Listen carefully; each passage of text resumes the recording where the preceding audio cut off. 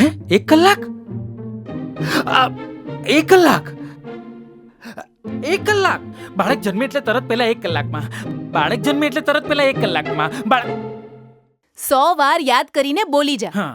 દવાખાનામાં જેવી મારી ડિલિવરી થાય કે તરત પહેલા કલાકમાં બાળકને સ્તનપાન કરાવવાનું છે. હા, તમે પણ યાદ કરી લેજો. જાગતા રહેજો અને બીજાને પણ જગાડજો. હે સગર્ભા બહેનોની પ્રસૂતિ દવાખાને જ થાય.